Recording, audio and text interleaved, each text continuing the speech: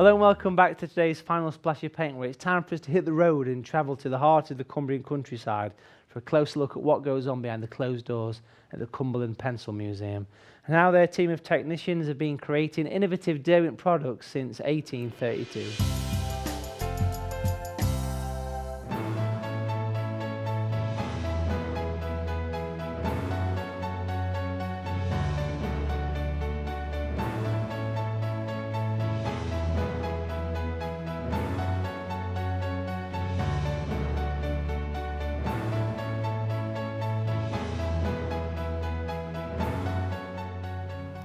Hello, my name's Clive Farrer and I'm the Production Services Manager with the Cumberland Pencil Company in Cumbria. I'm here today to explain to you how we put our pencils together. First off, we have pencil cores that have been pre-manufactured and treated, ready to go into the pencil assembly itself. Those will be used in the following process.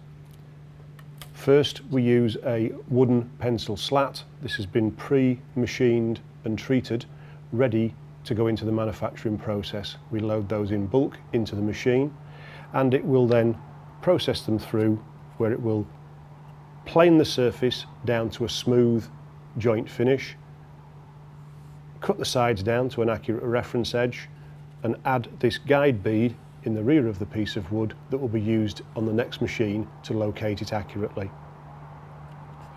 As it is machined, these grooves are put into place and automatically the pencil cores will be laid into them like so.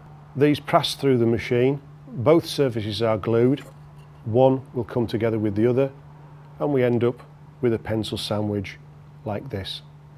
As you can see, it's slightly longer, slightly uneven than you would expect to see, but that's the next machine. We will actually sand the surface down so we have a smooth end to the pencil ready for the next process.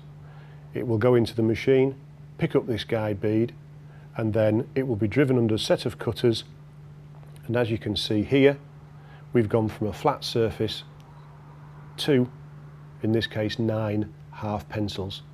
That will move straight on to the next cutter within the machine, which will take out the bottom piece of the wood, and out of the machine we will end up with raw wooden pencils. That's the end of that particular process. We then move on to converting it to look like a proper pencil that you would see in the shops. First off, we take the pencil and we coat it with 4 or 5 coats of paint until we have a nice finish on the pencil. That will then transfer into another machine where we will just carefully dome the end of the pencil. This is because this end is going to be covered in paint afterwards. So we will first of all dome the pencil, then we will use heated engraved metal dies along with a heat sensitive coloured foil, and this will then imprint the pencil like so. It automatically moves along the machine and will then be rolled over a sanding drum, and we create the pencil point, all automatically within a series of 3 machines. From there they will pass on to another process where we'll load them into special plastic clips, and that will hold the pencils vertically so that we can dip them into baths of paint. In this particular pencil case, it gets dipped into orange first, allowed to dry for about half an hour, and then is over dipped in black, which gives us the traditional livery for this graphite pencil. Once we have the finished graphic pencil, or any other pencil for that matter, these will then be put in the appropriate storage boxes and sent through to the packaging department. From there, they will be selected as required, put onto the packaging beds and assembled into the appropriate selections and tin assortments that you will see in the shops.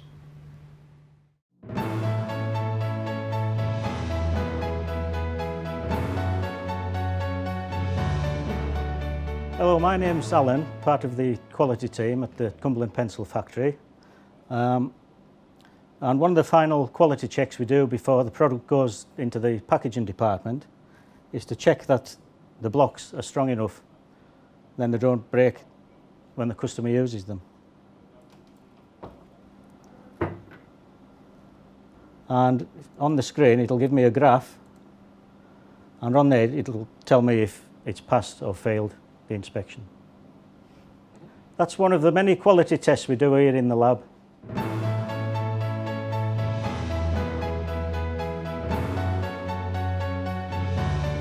Hello, I'm Angela and I work here at Cumberland Pencil Factory. I'm the quality technician. I test all the raw materials that come into the factory, and at the moment I'm doing a test on a colour pigment, and this is called a draw down machine. I'm now going to draw the colour down the paper.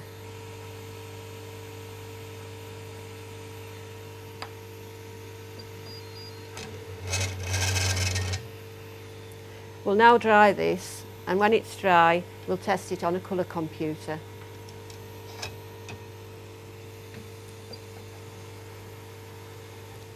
This is the drawdown that we did earlier and it's now dry. I'm going to take some photographs on the colour computer to see if it's passed or failed.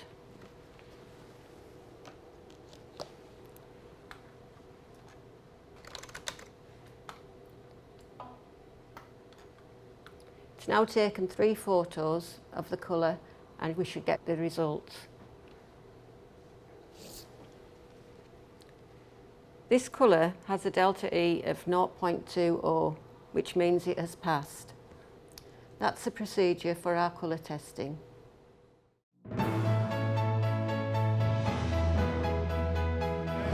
Okay, so you've got a production works order here, and this is the weighed out material.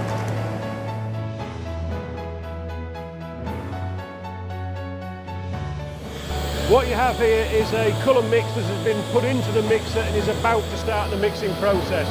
To this is going to be added water and gum, and the lid will then be closed and mixed up.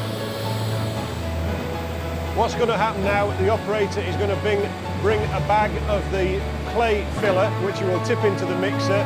He will then add the required amount of free water from the bucket into the mixer, close it up and start the mixing process.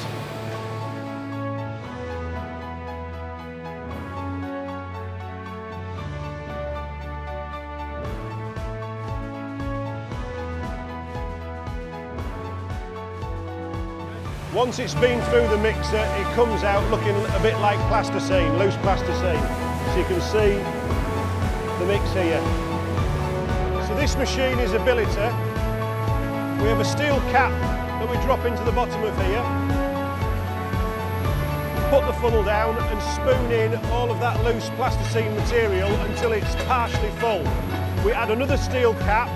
This will then spin round, and a big hydraulic ram will compress the material under vacuum and change it from the loose material into a solid billet. That billet can then go into the extrusion machine. So you can see the drum prepared now. It's got the right size die in ready. He's just going to adjust the drum to the correct length for the particular strip we want. Then he'll load it with a billet of material. It'll come across and it'll start extruding. As they start to dry out, they start tumbling over each other, so they become self-straightening and they all get a bit of heat. But to start with, they just skid for a little bit.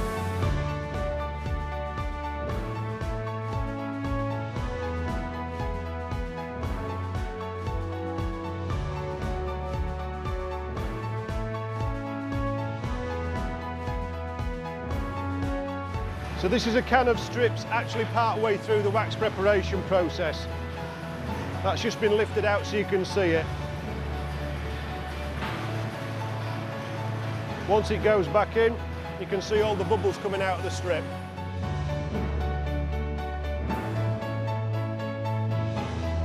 First black box you can see is where the cutter is that will plane the surface of the slat, make the sides accurate and put in the guide bead. It moves along continuously, and in the second black box area is where it will actually machine the grooves into the piece of wood before it comes out underneath the vacuum cleaner and the glue head.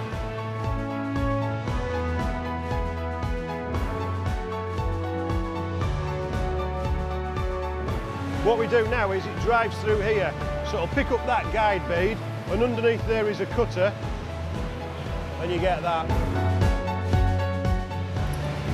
It's all interlocked, I can't take it off, you can't see it, but what's happening now is there's a cylindrical cutter under there, and that's going through and producing that. So you've got a water-based painting machine. The hopper contains the raw pencils. They're being pushed through the bath of paint and they're coming out with a coat of paint onto the conveyor belt. It's only a very thin coat of paint. They're going to go round 3 or 4 times until we've built up the thickness of colour that we require.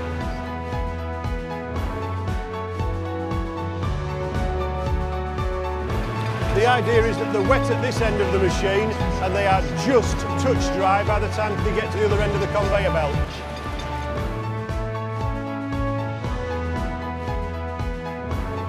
The pencils you can see in the conveyor belt have had the end round stroke end finish done to them. They're now being lifted up, ready to deliver into the hot foil stamping part of the machine.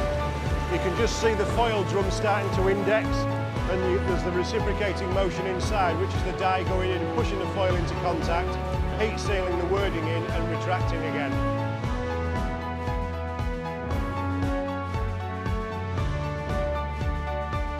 Easy to see how Derwent's commitment and excellence has earned them a reputation for innovative products that excite and inspire artists all over the world.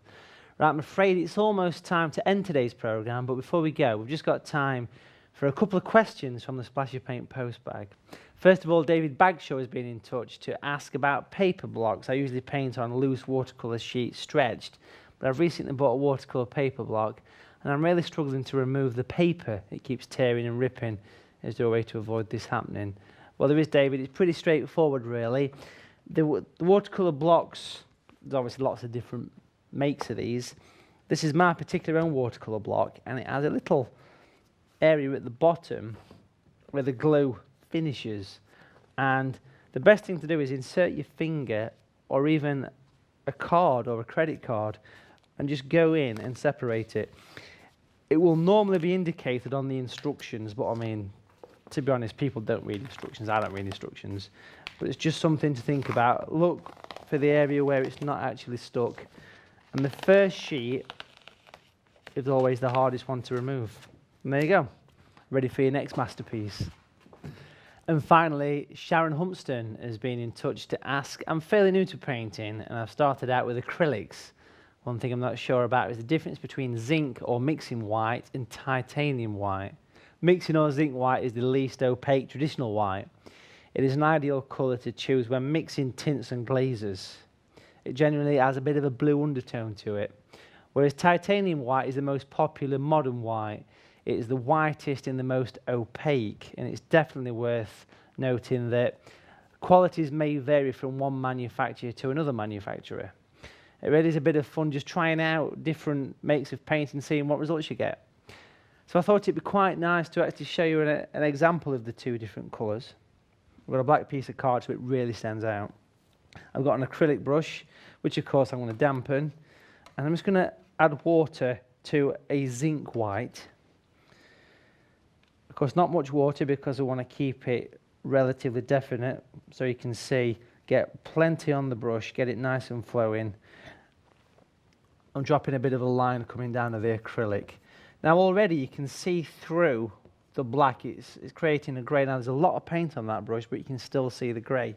If I clean the brush off and do a similar thing with the titanium white, the first thing you should notice is how whiter and more opaque it will be in comparison.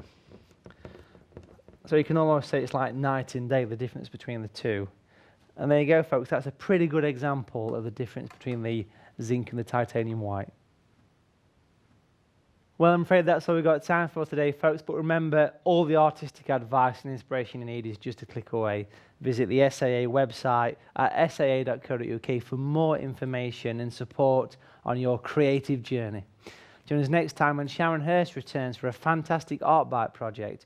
We shine the introducing spotlight onto versatile SAA professional artist Clive Riggs, and Jeremy Ford demonstrates how to give your pastel paintings the perfect professional finish. And I'll be giving some simple step-by-step tips and techniques to paint your own watercolour masterpiece. I'll see you very soon for another exciting edition of A Splash of Paint. Whether you're a beginner, improver or professional, discover more about the full range of SAA membership benefits available to bring a bigger splash of paint into your life. Visit www.saa.co.uk for details.